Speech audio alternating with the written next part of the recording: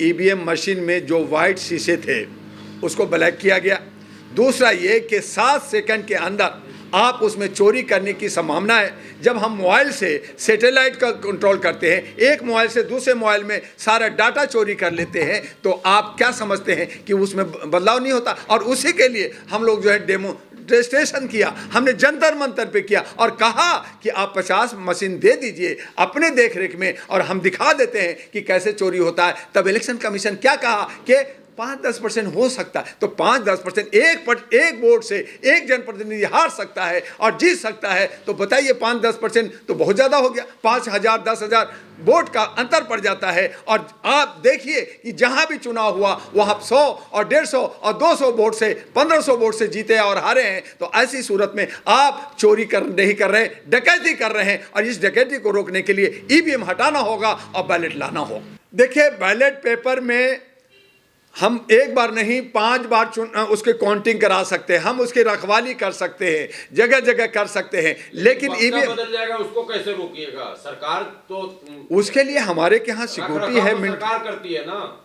उसके लिए हम लोग कोशिश करेंगे कि जो 8 दिन होता है 10 दिन हो वो ना हो, खुले मैदान में हो, खुले टेंट में हो, जिसकी वीडियोग्राफी हो, जिसकी जांच हो, जिसकी सिक्योरिटी हो। हमारे इस लोकतंत्र को बचाने के लिए ये जो सारे जो एजेंसियां होती हैं उस वक्त स्वतंत्र हो जाती है, उनको पावर बढ़ जाती है, तो उनको उसका वो काम करनी चाहिए। अगर वो काम नहीं करते तो इसका मतलब है कि लोकतंत्र नहीं है और राजतंत्र है। तो फिर आप चुनाव क्यों कराते? तो इसलिए हमें उसमें जो है संभावना, अगर चोरी होगी, अगर बदला जाएगा तो एक बार नहीं, हम 2 बार 3 बार 4 बार 5 बार क्लेम कर सकते हैं। लेकिन ईवीएम मशीन में एक बार बटन दब गई तो दोबारा क्लेम खत्म हो जाता है। और फिर ये 8 दिन बाद क्यों करते हैं? ईवीएम से अगर होता है तो सेम डे शाम में ये काउंटिंग क्यों नहीं कराते? कहीं ना कहीं इनकी नीयत साफ नहीं है। 2 साल पहले से मैं ईवीएम के खिलाफ हूं, चूंकि मुझे 2014 में, चूंकि मैंने 2014 में अहरा नेशनल पार्टी की तरफ से बहुत सारे कैंडिडेट को उतारा था,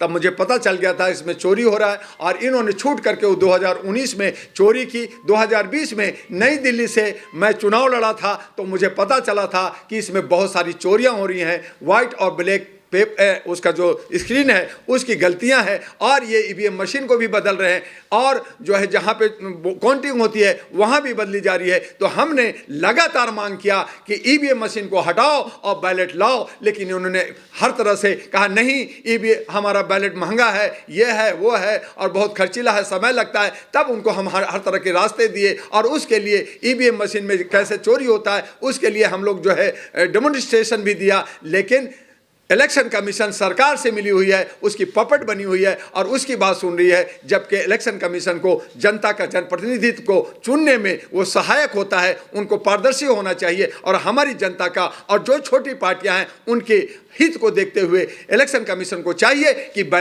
ईवीएम मशीन को बंद करें और बैलेट से चुनाव करें। और इसके लिए लगातार अब यह आंदोलन तेज हो गया है। अब बहुत सारी संगठन, बहुत सारे लोग और बहुत सारी पार्टियां आवाज उठाने लगी है, लेकिन इलेक्शन कमीशन के कान पे जू नहीं रेंग रहा है, जबकि उनको सुनना चाहिए। और ईवीएम मशीन को हम लोग जर्नलिस्ट महोदय, दुनिया अगर आगे चल रही है, इन्होंने शाइनिंग इंडिया की बात किया, आप स्मार्ट इंडिया की बात कर रहे हैं आप, तो उसके बाद आप पूजा पाठ और जो है प्राण प्रतिष्ठा और जो है सनातन युग की नाम क्यों ले रहे हैं? फिर क्यों कहा आपने 22 जनवरी को कि मैं राम राज्य से राष्ट्र का निर्माण करूंगा और साधु सन्यासियों से सलाह मशवरा करके करूंगा? आप कहते ना कि हमारा संविधान है, हमारे कहाँ एक कानून है, आप यूसीसी ला रहे हो। कानून एक बनाने की बात, कानून तो पहले से भी है 76 साल से, लेकिन आप कानून की बात नहीं कर रहे हो, आप मनमानी कर रहे हो। और जो ये राजतंत्र में होता है, राजा लोग करता है, तो आप हेकड़ी दिखा करके तानाशाही कर करके और राज करेंगे तो कहीं ना कहीं हमारा लोकतंत्र और हमारे जो अधिकार है संवैधानिक, वो छीन लिया है आप। यही हमारा दुर्भाग्य है कि हम मानसिक गुलाम हैं। हम लोग जो है इनके सच्चे में है। आज धारा 144 लागू है। दिल्ली में ये सरकारी नौकरशाह घूम रहे हैं, रैलियां कर रहे हैं, मीटिंगें कर रहे हैं, लेकिन जनता नहीं कर सकती। जनता अपनी बोलने की जो अभिव्यक्ति है, आर्टिकल 19 है, उसका भी धज्जियां उड़ा रहे हैं। हमें जीने के आर्टिकल 21 है, उसकी भी धज्जियां उड़ा रहे हैं। हमारी जो है समता का अधिकार आर्टिकल 14 से 18 है, उसकी भी धज्जियां उड़ा रहे हैं। और आप कह रहे हैं कि कानून एक है, उसके बाद भी आप कह रहे हैं यूसीसी लाएंगे। तब मैंने कहा, आपके चैनल से कहना चाहता चाहते हैं कि हमें यूसीसी की जगह यूनिफॉर्म कास्ट कोड कर दो, एक जात होंगे, एक भारतीय होंगे, एक कानून होगा, एक रहन सहन होगा, एक खान पान होगा, बात खत्म। लेकिन नहीं, आप नफरत की बीज बोना चाहते हैं, खेती करना चाहते हैं और हमें बांट करके आप जो है राज करना चाहते हैं। 2-2.5 साल से मैं भी आंदोलन किया, सभी ने किया, फिर लोग धीरे धीरे निकल के आ रहे हैं, तो वकील आ रहे हैं, अब हमारे सामाजिक कार्यकर्ता आ रहे हैं, पार्टियां भी आ रही है। लेकिन हाँ, ये आपने सही कहा कि जो बड़ी विपक्ष कहलाती है कांग्रेस है और मायावती है, ममता है, जो बड़ी पार्टियां कहलाती है, उनको भी सड़कों पर आना चाहिए। और अगर नहीं आ रहे तो मैं कहना चाहूंगा कि ये लोग भी कहीं ना कहीं एक पार्टी का बी टीम है या एक ही थाली के चट्टे बट्टे लोग है जो हमें गुमराह करके जनता के अधिकार को छीन करके और ये राज कर रहे हैं। और इसीलिए अहरा नेशनल पार्टी 2009 में बनी कि हम मानवता के आधार पे और बिना भेदभाव के आधार पे हम लोग जो है नौजवानों को और नए चेहरों को उतारेंगे और पुराने जितने भी चट्टे बट्टे लोग हैं, जो बिकने वाले लोग हैं, दल बदलू लोग हैं, जो देश को तोड़ने हैं, उनको हम बाहर करेंगे। धमकियां कई बार बनाई जाती है, कोई धमकियां नहीं है, लेकिन सरकार का एक दबाव है कि आप इस पे बात ना करो। मेरे को भी धमकी, कई बार मुझे अरेस्ट करने की बात, कई बार हमें थाने में डिटेन भी किया गया, आज भी कहा मैं डिटेन कर लूँगा। हमने कहा करो ना भाई, मैं तो मैदान में हूँ, रोड पे हूँ, यहाँ कहते हो वहाँ आ जाता हूँ।